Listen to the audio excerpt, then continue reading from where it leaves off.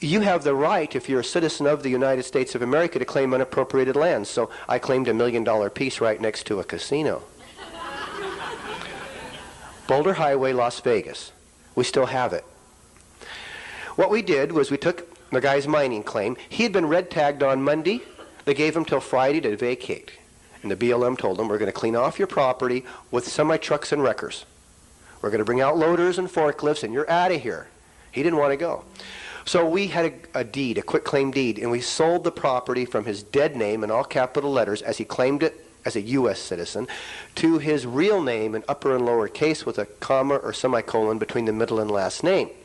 And it said that for consideration of $21, that he is selling his rights to the new claimant who claims the land pursuant to his birthright of God, pursuant to the common law. And if anybody has a problem with this new title or ownership, we demand a Seventh Amendment trial. That was put right on the face of this contract.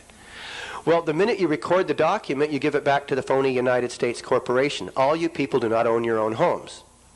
That's why they put the transfer stamp on your deeds. They charge you a transfer stamp when they sell you the property.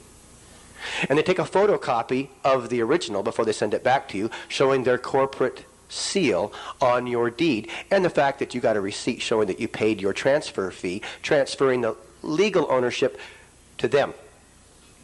But you're all equitable owners. And just to make sure that you don't own your property, they put the first 4 words in every paragraph in all capital letters to make sure that you don't really have a title.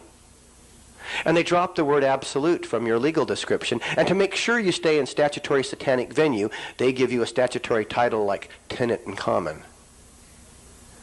They know what they're doing. The International Monetary Fund, of course, they fund all the abortion clinics all over the world.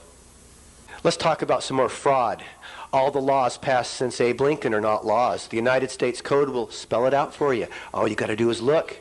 Open the front cover of the United States Code. You know what it says? It'll list all the laws. Now, the ones that go before Abe Lincoln that the bankers liked, they brought forward. And they call those positive laws. And under the index page, there's little asterisks right there in front of some of the laws. And if you look down below, it says positive law. Positive law is the only law that's been passed. See how ugly this is getting? There is no conspiracy. It's right there in plain view for those who can see. The Bible says those that have eyes will see. Those that have ears will hear. But everybody walks around with their blinders on, if that makes any sense. David has a doctorate in naturopathy. He was politically active. He discussed issues involving federal tax law. He was a popular guy making more money than he'd ever seen, traveling the world and involved with his family. Why would he possibly try to hire 9 different people to commit murder? Answer: the FBI fabricated the whole crime, and the prosecutor and the judge went along with the KGB-style show trial, all of them violating their oaths of office.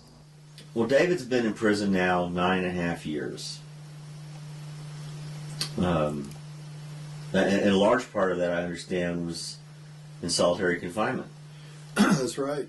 First 2 years before he was charged with murder for hire, he was in solitary confinement. For 2 years? 2 years. Freezing. It was cold.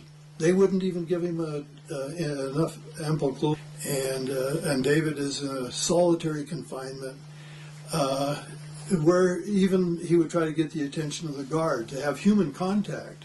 And they would slip the food in, and then he wouldn't even be able to talk to anybody. But he was entitled to 1 telephone call a month. Give him a mat to sleep on that was approximately a ½ inch thick, and treated him like he was a pariah.